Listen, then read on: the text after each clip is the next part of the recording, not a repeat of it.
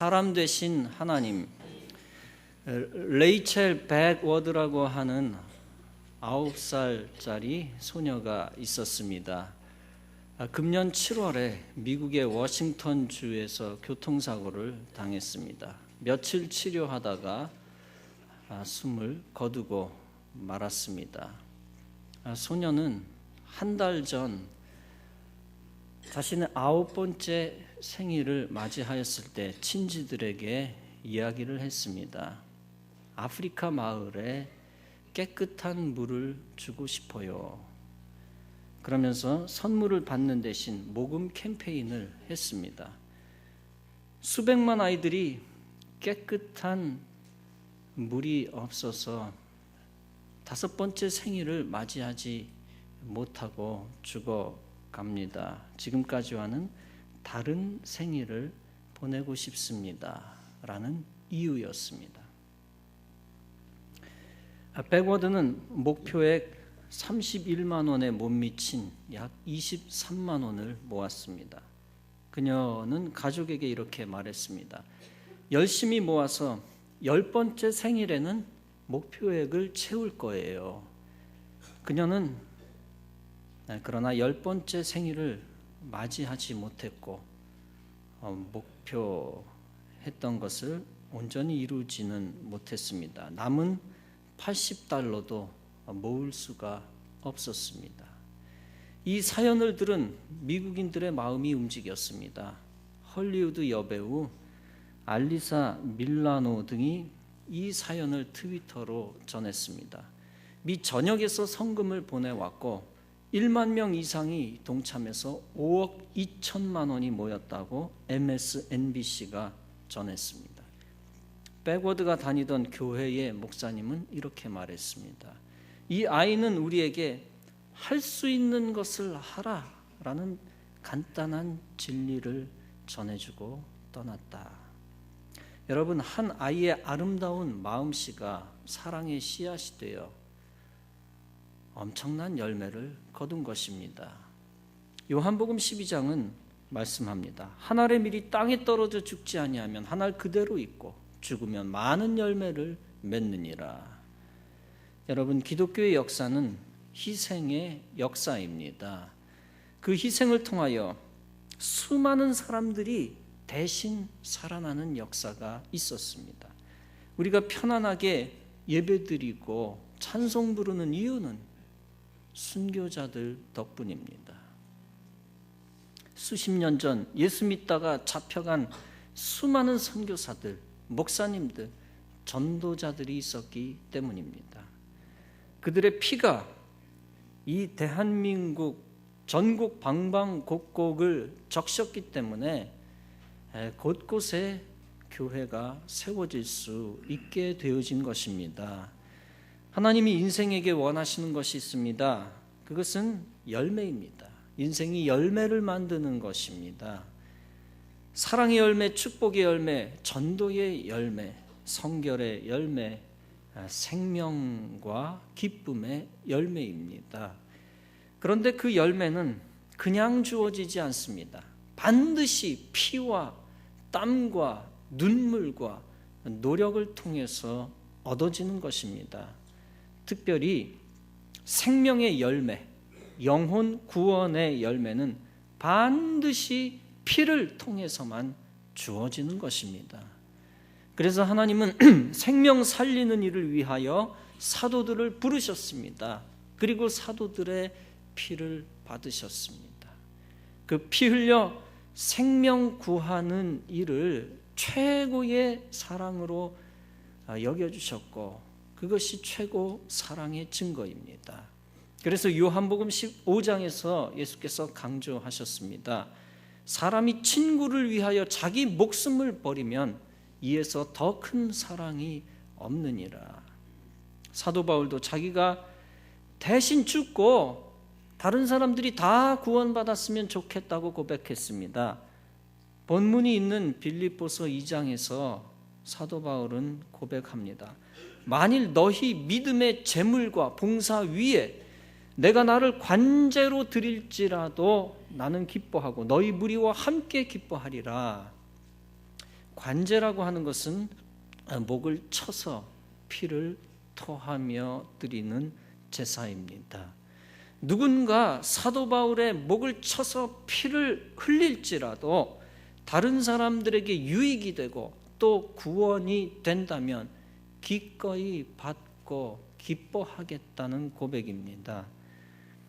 또한 로마서 9장에서 이렇게 고백합니다. 나의 형제 곧 고륙의 친척을 위하여 내 자신이 저주를 받아 희생제물이 저주를 받아 그리스도에게서 끊어질지라도 내가 원하는 바로다.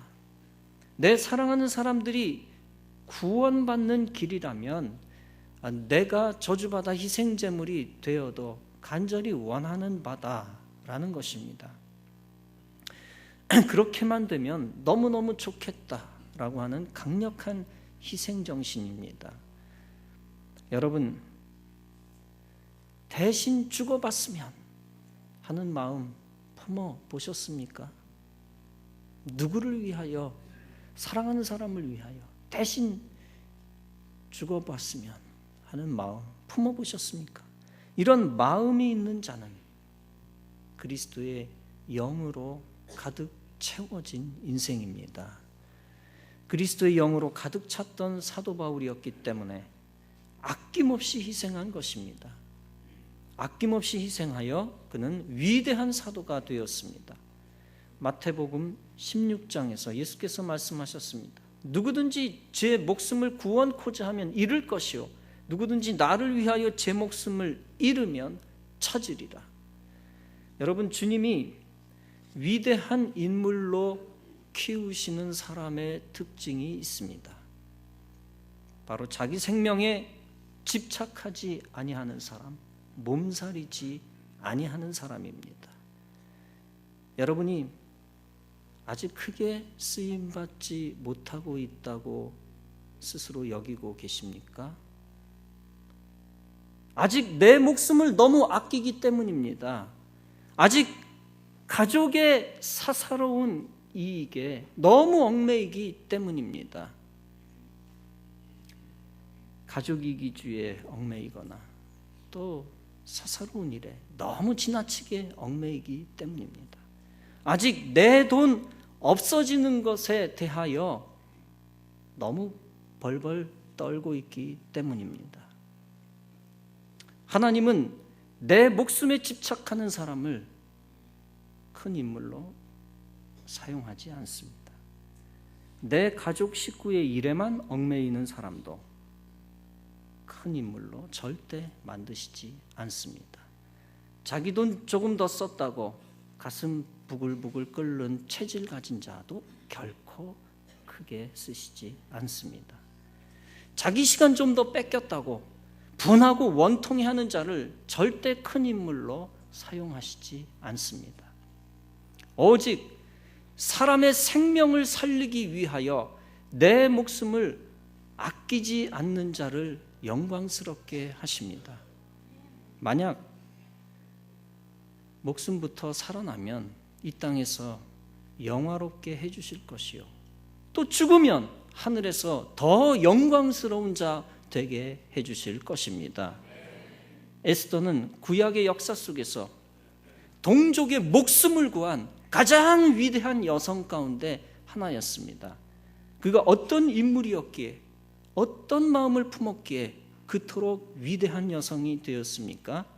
비록 여성이었지만 자기 목숨을 구걸하는 소인배의 마음을 품지 않았기 때문입니다. 오히려 자기 목숨에 연연하지 아니하고 몸살이지 아니하는 희생정신을 가지고 있었기 때문입니다. 죽으면 죽으리라 담대한 마음을 가지고 왕 앞에 나가는 희생정신과 신앙이 있었기 때문입니다. 희생하고자 하는 동족 사랑하는 강한 마음이 불타고 있었기 때문에 위대한 여성이 된 겁니다. 9.11 테러가 일어났을 때 수많은 사람들이 목숨을 잃었습니다. 수천 명이 죽은 거 안타까운 일이지만 알고 보면 더 많은 사람, 더 더 많은 수천 명이 죽을 수 있었던 사건이었습니다. 그러나 자기 목숨을 아끼지 않았던 몇몇 사람들 덕분에 추가 희생, 수천 명의 생명을 구했습니다. 그 가운데 살아있는 영웅도 있었고 실제로 죽어 산화한 영웅들도 있습니다.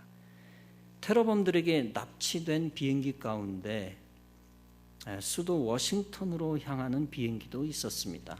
워싱턴을 공격하기 위해 테러범이 납치한 비행기였습니다. 워싱턴 DC 방위 공군에 막중한 임무가 주어졌습니다. 워싱턴으로 향하는 유나이티드 93편의 비행기를 수단과 방법을 가리지 말고 격추시켜라. 그 공군 부대에 여성 전투기 조종사 럭키 페니 소위가 있었습니다. 27세의 페니는 경험 없는 초년병이었고 부대 전원은 4명밖에 되지 않았습니다. 연습 비행에 투입되었던 그들의 F-16 전투기에는 미사일이 탑재되어 있지 않았습니다. 총알만 100발 정도 있었지만 그것만 가지고는 여객기를 추락시키기에는 역부족이었습니다. 거의 불가능에 가까웠습니다. 하지만 국방부 청사 펜타곤까지 공격을 당한 데다가 다른 비행기가 빠른 속도로 워싱턴으로 접근하고 있어서 여유가 없었습니다. 미사일을 탑재하기 위해서 1시간 이상 지체할 수도 없었습니다. 당장 누구든 출격시켜라 라는 딕 체니 부통령의 긴박한 목소리도 전달되었습니다. 그녀의 상관 마크 세서빌 대령이 페니에게 명령했습니다. 럭키, 나와 함께 간다. 그러면서 대령은 내가 조종석을 노리겠다라고 말했습니다. 페니는 그 말이 곧 전투기로 피랍 여객기를 들이받는다라는 뜻임을 알아차렸습니다. 페니는 내가 여객기 꼬리 부분을 겨냥하겠다라고 했습니다. 그러나 실제로 세서빌과 페니가 가미가제식으로 여객기와 충돌하는 일은 생기지 않았습니다. 그들이 출격하던 시점에 유나이티드 93편은 펜실베니아 벌판에 추락했기 때문입니다. 이유인즉 승객들과 테러범이 비행기 안에서 격렬하게 몸싸움을 벌였기 때문이었습니다. 이미 하늘을 날고 있던 세서빌과 페니에게는 새 임무가 주어졌습니다. 그것은 조지 부시 대통령을 태우고 워싱턴으로 돌아오고 있던 에어포스 1을 호위하는 임무였습니다. 럭키 페니는 이렇게 고백했습니다. 많은 사람들이 이름대로 나를 럭키하다고 이야기해주고 있지만 그날 항공기 승객들의 영웅적인 행동은 나 개인을 위한 것이 아니라 미국 전체를 위한 행운이었다. 그들은 진정한 영웅이고 나는 역사의 우연한 목격자일 뿐이라고 했습니다. 여러분, 살아있는 전투기 조종사들이나 죽었던 여객기 승객들 모두 진정한 타인의 생명을 구하려고 했던 위대한 영웅들이었습니다. 여러분, 역사 속에서 분명한 것이 있습니다. 그것은 더 많은 사람들이 살아나기 위해서는 반드시 누군가 대신 죽어주는 사람이 있어야 한다는 사실입니다. 전쟁이 나면 군인들이 대신 국민들을 대신하여 목숨을 잃어버립니다. 의학이 발달하면서 많은 사람들이 병으로부터 고침을 받고 있습니다. 신기술 덕분에. 그런데 이러한 탁월한 기술들이 갑자기 뚝 떨어진 게 아닙니다.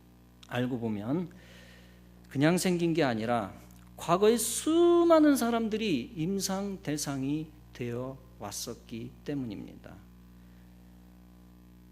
누군가의 생명이 살아나는 것, 치료를 잘 받아 목숨을 건진 것, 그냥 된 것이 아니라 알고 보면 먼 과거에 누군가 동일한 상황 속에서 죽어 주었기 때문입니다. 살아나는 생명의 역사는 누군가 반드시 죽어준 역사가 숨어 있는 겁니다. 필연적인 법칙입니다. 백령도에서 해병대원이 북한 포탄에 맞아 죽었습니다. 그 한 사람 때문에 서해의 군사 체계가 근본적으로 바뀌었습니다. 한 사람이 희생양되지 않았다면 무방비 상태는 계속되어서 언젠가 수백 명, 수천 명, 더 많은 사람이 한꺼번에 죽었을 것입니다. 대신 죽은 사건입니다. 이번에 해경 한 명이 중국 선원에게 맞아 죽었습니다. 그래서 해상 경비 병력을 대폭 강화할 움직임이 있습니다. 그 한 사람의 죽음 때문에 전 국민이 관심을 갖게 되었습니다. 희생양 되지 않았다면 작년보다는 금년보다는 2012년에 더 많은 중국 어선들이 활개를 쳤을 것입니다. 불법 조업은 갈수록 심해졌을 것이고 국민들은 누구 하나 관심을 기울이지 않았을 것이고 정부도 별다른 조치를 취하지 않은 상태에서 불법 어선들만 1.5배, 2배로 계속 늘어날 수밖에 없었을 것입니다. 희생의 힘입니다. 최근에도 불을 끄는 소방수가 사람을 구하다가 건물에 깔려 죽은 일이 있었습니다. 이번 달 3일 경기도 평택시 가구 전시장 화재 사건에서 참사가 일어난 것을 우리는 보도를 통해서 보았습니다. 이재만 소방장과 한상윤 소방교가 건물 안으로 들어가 불을 잡다가 죽었습니다. 많은 소방대원들이 안전수칙을 알고는 있지만 그러나 안에 있는 사람들을 한 명이라도 더 살리기 위해서 안전수칙을 잠깐 접어놓고 뛰어드는 경우가 다반사라고 합니다. 어찌됐건 무너져 내린 천장 구조물에 깔려 목숨을 잃었습니다. 그의 형도 소방관이며 그의 아버지는 목사님입니다. 아버지 이달희 목사님은 평소에 자식들에게 이렇게 강조하며 말했습니다. 아비는 다른 사람의 영혼을 구할 테니 너희는 생명을 구하는 사람이 되라. 그런데 실제로 생명을 구하다 자신의 생명을 잃게 되었습니다. 참으로 숭고한 죽음이라고 할 수 있습니다. 한상윤 소방교의 경우도 참으로 안타깝습니다. 그가 현장에서 죽은 뒤에 3시간 뒤에 그에게 택배가 배달되었습니다. 캠핑용 식탁이 배달되었는데 이유인지 한상윤 소방교가 아들들과 어린 아들들과 캠핑을 가겠다고 약속을 하고 구입한 겁니다. 그러나 결국 타인을 위해 희생하다가 정작 가족들과의 약속을 지키지 못한 안타까운 사연입니다. 그 어떤 것이든 생명 뒤에는, 엄청난 업적 뒤에는 누군가의 희생이 있습니다. 많은 사람의 행복한 생활 뒤에는 고난의 현장에서 희생하는 위대한 영웅들이 숨어 있습니다. 누군가의 행복은 누군가의 피와 땀과 눈물과 희생 때문이라고 하는 사실을 알아야 할 것입니다. 나의 행복을 위해 누군가가 대신 어려운 일을 맡아서 하고 있기 때문입니다. 내가 편하게 직장 생활하고 사회생활하고 신앙생활하는 이유도 누군가 희생하고 있기 때문입니다. 누군가는 전방에 서 있고 누군가는 꾸준히 안 보는 데서 무언가를 하고 있고 누군가는 그러다가 질식사하기도 하고 사고사 당하기도 하고 누군가는 전방에 서 있다가 맞아 죽기도 하고 누군가가 나에게 희생이 되고 있기 때문에 내가 편안하게 직장생활하고 사회생활하고 또 가정생활을 영위하는 겁니다. 과거에 이 나라를 지키기 위해 전쟁하며 실제로 피 흘리고 꼬꾸라졌던 수많은 젊은이들 때문입니다. 그 어떤 평화도 그 어떤 생명도 다 피를 먹고 생긴 것입니다. 심지어 그 어떤 행복도 다 그 밑바닥에는 내가 알고 있는 사람의 피 혹은 내가 전혀 모르는 사람의 피가 깔려 있는 것입니다. 여러분, 사람의 육신의 생명을 위해서도 반드시 희생의 피가 필요한데 거룩한 영적 생명을 위해서는 더욱더 값진 피가 필요하지 않았겠습니까? 영적 생명을 얻기 위해서는 죄가 없어야 합니다. 죄가 없어야 이 땅에서 벌받지 않고 살아갈 수 있습니다. 죄가 없어야 죽어 지옥 가지 않고 천국 갈 수 있습니다. 그러나 죄 없는 인생은 아무도 없습니다. 모든 사람이 죄를 가지고 있고 또 죄를 짓고 있기 때문에 구원받지 못합니다. 그래서 죄인인 우리들은 다 구원받을 수 없게 되었습니다. 구원받지 못하는 것이 우리 인생에게 가장 큰 비극입니다. 굶어 죽는 것보다, 칼에 찔려 죽는 것보다 구원받지 못하는 것, 가장 큰 비극입니다. 구원받지 못하면 영원한 하나님과 전혀 관계없는 곳에서 영원한 벌을 받아야 하기 때문입니다.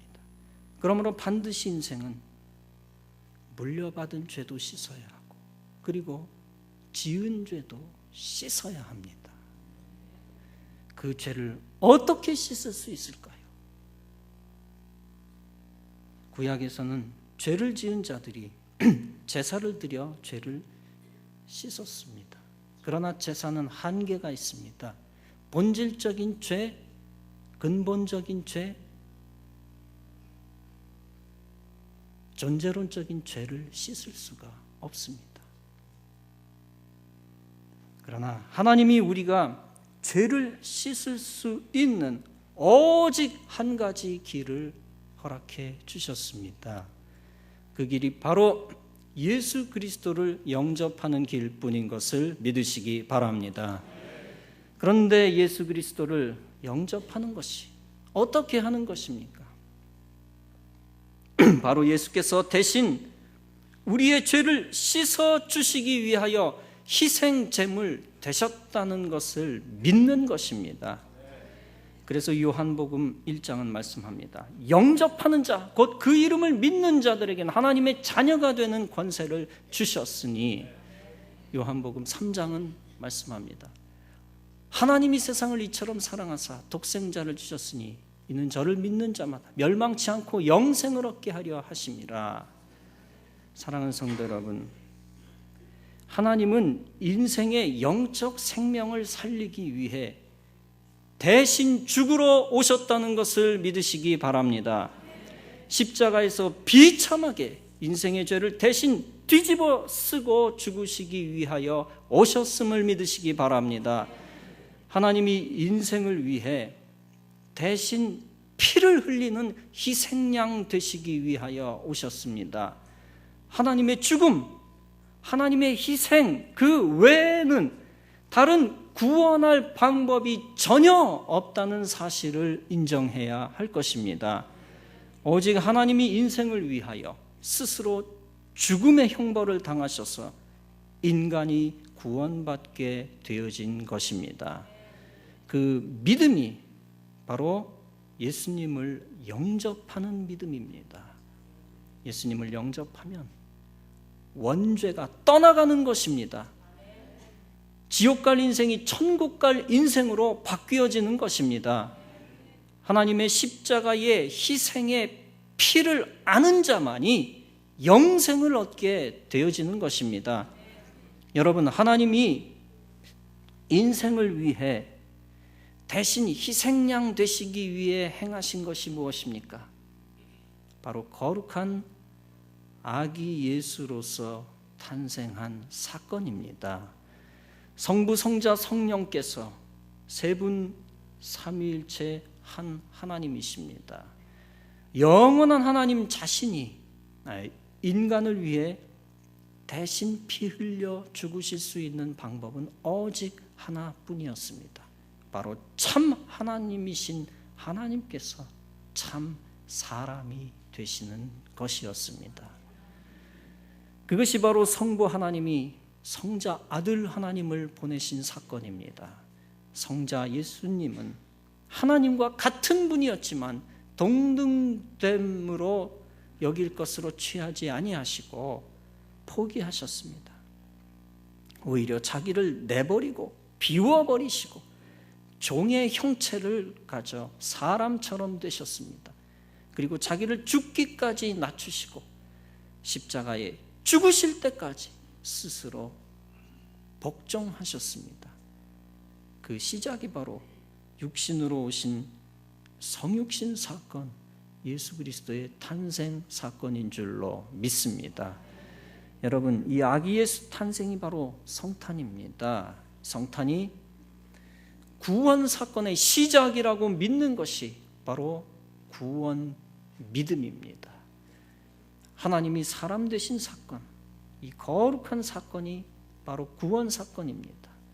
여러분, 우리가 분명히 알아야 할 것이 있습니다. 그것은 천국에 가는 사람들은 천국에 갈 만큼 선하기 때문에 천국 가는 것이 아니라는 사실입니다. 천국에는 누가 갑니까? 바로 죄를 용서받은 사람들만 가는 곳인 줄로 믿습니다. 원래 천국에 가는 인생이나 지옥에 가는 인생이나 모두 죄인인 것은 마찬가지입니다. 다만 지옥에 가는 사람들은 죄를 가지고 그대로 죽었기 때문에 지옥에 가는 것입니다. 반대로 천국에 가는 사람들은 예수 그리스도를 통해 죄를 용서받았기 때문에 천국에 가는 것입니다. 이 천국 가는 믿음은 예수 그리스도의 피의 희생이 나의 구원이라는 사실을 믿는 것입니다. 그것을 믿지 아니하면 예수의 피와 나와는 전혀 상관이 없는 것이 되고 맙니다.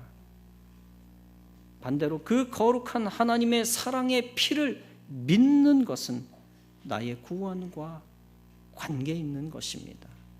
이러한 놀라운 믿음이 여러분 가운데 다 있는 줄로 믿습니다. 예수 그리스도의 피의 사랑을 온전히 믿으시기를 바랍니다. 그 피의 사랑의 시작이 바로 예수 탄생인 것을 믿으시기 바랍니다. 영원한 하나님이 사랑의 피를 흘리시기 위하여 사람 되신 사건, 그 거룩한 사건이 바로 예수 탄생의 사건인 것입니다. 예수 탄생의 사건을 나를 위한 구원 사건인 것을 믿어야 합니다. 가장 온전하신 분의 피 흘림 없이는 나를 포함해서 아무도 구원받을 수 없습니다. 다시 말해서 성탄의 사건 없이는 아무도 구원 얻을 기회를 얻지 못했을 것입니다. 그러나 성탄의 사건이 있었기에 나와 여러분들의 구원의 기회는 풍성해진 것입니다. 요한복음 10장은 말씀합니다. 예수님이 오신 목적은 양으로 생명을 얻게 하고 그 생명을 더 풍성하게 하기 위함이라고 했습니다. 사랑하는 성도 여러분, 성탄의 사건은 양이 되는 우리 성도들의 생명을 위한 사건인 줄로 믿습니다. 성탄의 사건은 거룩한 백성을 많이 만들기 위하여 하나님이 허락해 주신 사건인 줄로 믿습니다. 성탄의 사건은 하나님의 나라에서 하나님과 영원 복락을 누리는 생명 있는 하나님의 백성들을 풍성하게 만들기 위한 사건이었습니다.